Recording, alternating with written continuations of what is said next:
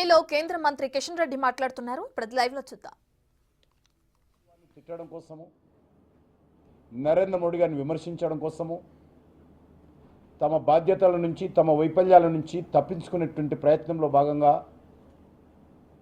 ఈరోజు చర్చ చేయడము, తీర్మానం చేయడము, కేంద్ర ప్రభుత్వాన్ని బ్లాక్మెయిల్ చేయడము ఈరోజు మనం చూస్తూ ఉన్నాము. వారు చెప్తా ఉన్నారు,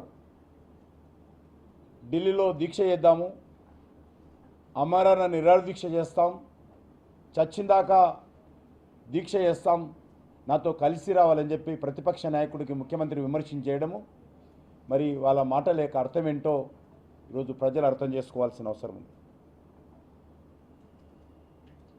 గత 10 సంవత్సరాలుగా నరేంద్ర మోడీ గారి ప్రభుత్వము తెలంగాణకు అన్ని రకాలుగా సంక్షేమ కార్యక్రమం అమలు చేశాం కాబట్టి తెలంగాణ ప్రజలు 36% మంది ప్రజలు మాకు ఓట్లేశారు. రేవంత్ రెడ్డి దయాదాక్షిణ్యమో కేసీఆర్ దయాదాక్షిణ్యంతో మేము ఎవరేం గెలవలే. మేము అనేక రకాల అభివృద్ధి కార్యక్రమాలు తెలంగాణలో చేశాం కాబట్టి మాకు ఓట్లేశారు. ఈరోజు మనం చూస్తూ ఉంటే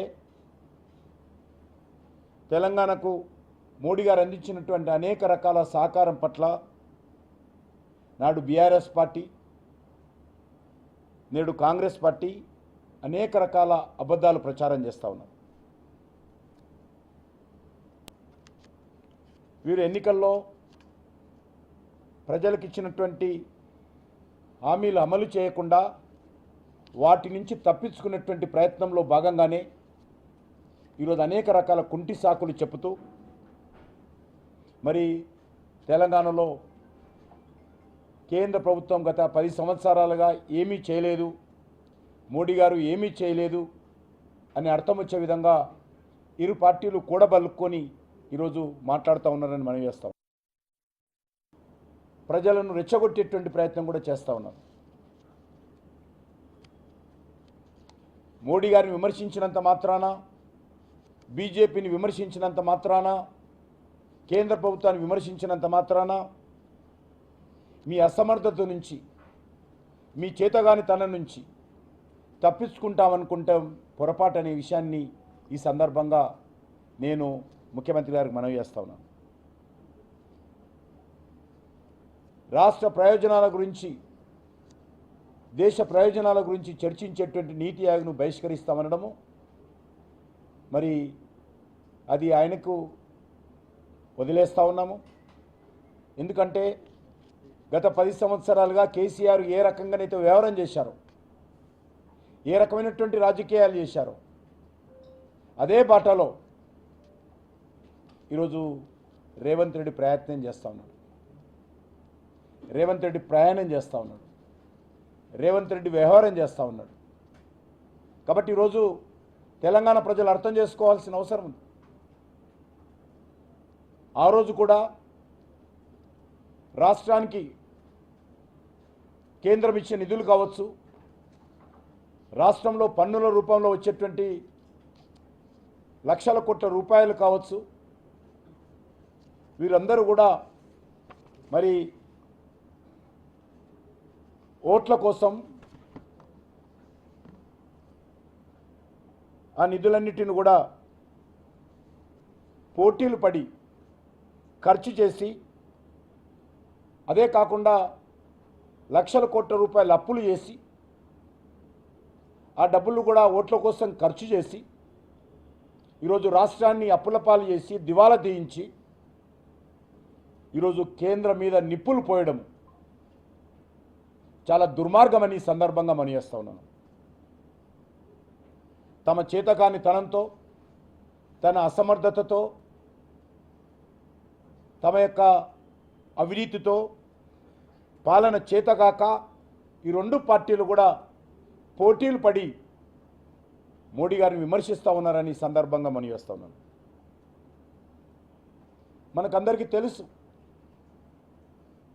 కేంద్రం గత 10 సంవత్సరాలుగా సుమారు 10 లక్షల కోట్ల రూపాయలు రాష్ట్ర అభివృద్ధి కోసము రాష్ట్రానికి ఇవ్వడము ఖర్చు చేయడం జరిగింది. టోటల్గా ప్రతి నయా పైసా లెక్క కట్టి ఆ రోజు టీఆర్ఎస్ ప్రభుత్వం ఉన్నప్పుడు ప్రజల ముందు పెట్టడం జరిగింది, ప్రభుత్వం ముందు పెట్టడం జరిగింది. దానికి జవాబు ఉండదు. ఈరోజు తెలంగాణ రాష్ట్రానికి పన్నుల వాటా రూపంలో కేంద్ర ప్రభుత్వము సుమారు 2 లక్షల కోట్ల రూపాయలు బదిలీ చేయడం జరిగింది. కేంద్ర ప్రభుత్వము అనేక రకాల అభివృద్ధి కార్యక్రమాలు అమలు చేస్తుంది. కేంద్ర ప్రభుత్వం అనేక రకాల సంక్షేమ కార్యక్రమాలు అమలు చేస్తూ ఉంది. ఎందుకంటే కేంద్ర ప్రభుత్వము రాష్ట్రాలకు నిధులు ఇస్తే వాటన్నిటిని కూడా దారి మళ్లిస్తున్న విషయం ప్రజలకు అందరికీ తెలుసు. తెలంగాణలో ఎస్సీ ఎస్టీ విద్యార్థుల కోసం వాళ్ళ స్కాలర్షిప్స్ కోసం నిధులు ఇస్తే వాటిని దారి మళ్లించారు. గ్రామ పంచాయతీల అభివృద్ధి కోసం నిధులు ఇస్తే వాటిని దారి మళ్లించారు. గ్రామ పంచాయతీలో ఇంటర్నల్ రోడ్స్ కోసము 14th ఫైనాన్స్ కమిషన్ ఆదేశాలతో నిధులు ఇస్తే ఆ డబ్బులను దారి మళ్లించారు. ఈరోజు మనరేగా నిధులు ఇస్తే గత ప్రభుత్వం ఎమ్మెల్యేలకు కోటాలు ఇచ్చి నీకు 2 కోట్లు, నీకు 5 కోట్లు, ఆయనకు 10 కోట్లు, ఈయనకు 50 కోట్లు అని చెప్పి ఎమ్మెల్యేలకు పంపిణీ చేసి మనరేగా నిధులు దుర్వినియోగం చేసినటువంటి చరిత్ర తెలంగాణ రాష్ట్రంలో కనిపిస్తుంది. అయినప్పటికీ సాధ్యమైనంత వరకు కేంద్ర ప్రభుత్వ పథకాలు నేరుగా కొన్ని అమలు చేయాలి. రాష్ట్రాలు ఆ నిధులు ఇస్తే దారి మళ్లిస్తూ ఉన్నారు.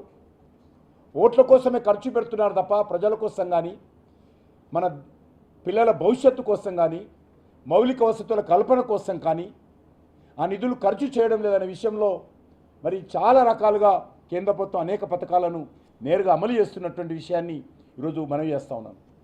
అందులో భాగంగానే కేంద్ర ప్రభుత్వం అనేక సంక్షేమ కార్యక్రమాల కోసం గత 10 సంవత్సరాలుగా 6 లక్షల కోట్ల రూపాయలు ఖర్చు చేయడం జరిగింది. ప్రతి న్యాయ పైసా లెక్క చెప్పగలుగుతాను దేనికి ఎంత ఇచ్చామో. అది అభివృద్ధి కార్యక్రమాలు కావచ్చు, కేంద్ర ప్రభుత్వ పథకాలు కావచ్చు, కేంద్ర సంస్థల కోసం చేసినటువంటి ఖర్చు కావచ్చు. అదేవిధంగా కేంద్ర ప్రభుత్వము అనేక రకాల వడ్డీ రాయితీలు ఇస్తుంది. ఆ రాయితీలన్నీ కూడా తెలంగాణ ప్రజలకే ఇస్తుంది. దాని మీద 7,000 కోట్ల రూపాయలు ఖర్చు చేయడం జరిగింది. అదే కాకుండా ఈరోజు రైతులకు సంబంధించి అనేక రకాల సంక్షేమ కార్యక్రమాలు నేరుగా అమలు చేస్తూ ఉన్నాం. రాష్ట్ర పునర్విభజన చట్టం ప్రకారము ఆంధ్రప్రదేశ్కి ఇచ్చారు, తెలంగాణకి ఏమీ ఇవ్వలేదంటున్నారు. చాలా స్పష్టంగా పొందుపరచడం జరిగింది. తెలంగాణ విభజన అంశాల్లో, ఆంధ్రప్రదేశ్ విభజన అంశాల్లో తెలంగాణకు రావాల్సినటువంటి అనేక రకాల కార్యక్రమాలు ఇప్పటికీ అమలు చేశాం. అది రామగుండంలో విద్యుత్ ఉత్పత్తి కేంద్రాలు కావచ్చు, వరంగల్లో రైల్ మ్యానుఫ్యాక్చరింగ్ యూనిట్ అక్కడ మరి కేంద్ర ప్రభుత్వము దానికి సంబంధించి మరి అనేక రకాలుగా అక్కడ కోచ్ ఫ్యాక్టరీలు కానీ, కోచ్లు కానీ, వ్యాగన్స్ కానీ, రైల్ ఇంజన్స్ కానీ మ్యానుఫ్యాక్చరింగ్ కోసం ప్రధానమంత్రి గారు స్వయంగా వచ్చి శంకుస్థాపన చేశారు. మళ్ళీ ఇంకా మా కోచ్ ఫ్యాక్టరీ ఎక్కడ అంటాడు ఆయన. నాకు విచిత్రంగా ఉన్నది. రైల్వే కోచ్ ఫ్యాక్టరీ, రైల్వేలో వ్యాగన్స్ ఫ్యాక్టరీ, రైల్వేకి సంబంధించినటువంటి ఇంజన్స్ ఫ్యాక్టరీ కాజుపేటకు వచ్చి ముఖ్యమంత్రి గారు మన ప్రధానమంత్రి గారు శంకుస్థాపన చేస్తే కనీసం ముఖ్యమంత్రి రాలేదు. ఈరోజు 3,000 మందికి ఉద్యోగాలు వస్తాయి. మరి ఇంకా కోచ్ ఫ్యాక్టరీ ఎక్కడంటే ఎవరికి చెప్పాలో అర్థం కాదు. ఈరోజు ట్రైబల్ యూనివర్సిటీ గురించి మాట్లాడుతూ ఉన్నారు. ట్రైబల్ యూనివర్సిటీ మంజూరు అయిపోయింది, నిధులు ఇచ్చాము. ఇంకా ట్రైబల్ యూనివర్సిటీకి రావాల్సినటువంటి 150 ఎకరాలు ఆ ప్రభుత్వం ఇవ్వలేదు, ఈ ప్రభుత్వం ఇవ్వలేదు. అయినప్పటికీ కూడా టెంపరరీ క్యాంపస్ ఓపెన్ చేసి కేసీఆర్ మంత్రివర్గంలో ఉన్నటువంటి మంత్రులతో కలిసి నేను స్వయంగా టెంపరరీ క్యాంపస్ను మరి ప్రారంభించడం జరిగింది, స్వయంగా ములుగులో వెళ్ళి. ఇంకా ట్రైబల్ యూనివర్సిటీ ఎక్కడ అంటాడు. నిధులు 900 కోట్ల రూపాయలు మంజూరు చేశాం. ఈరోజు అంతేకాదు, జిఎస్టీ నష్టపరిహారం కింద సుమారు 7,000 కోట్లు ఇవ్వడం జరిగింది. విభజన చట్టంలో అందించినటువంటి స్పెషల్ ప్యాకేజీ 2,250 కోట్లు. అదేవిధంగా జాతీయ రహదారుల నిర్మాణం కోసం 1,10,000 కోట్లు, 3 కొత్త రైల్వే స్టేషన్లు, 10 రైల్వే డబ్లింగ్ ప్రాజెక్టుల కోసము 31,000 కోట్లు, 40 అమృత రైల్వే స్టేషన్స్ కోసం, సుమారు 400 అండర్ రైల్వే బ్రిడ్జెస్ కోసం కేంద్ర ప్రభుత్వము మరి ఆల్మోస్ట్ ఎంఎంటీఎస్ సెకండ్ ఫేజ్ కోసం కావచ్చు సుమారు 50,000 కోట్లకు పైగా ఖర్చు చేయడం జరిగింది. ఇంకా కొన్ని ప్రాజెక్టులు ఖర్చు చేయబోతున్నాం. ఇంకా ఒక సికింద్రాబాద్ రైల్వే స్టేషన్ కోసం 719 కోట్లు, కాచిగూడ రైల్వే స్టేషన్ కోసము మరి నాంపల్లి రైల్వే స్టేషన్ కోసము 327 కోట్లు, చెర్లపల్లి న్యూ రైల్వే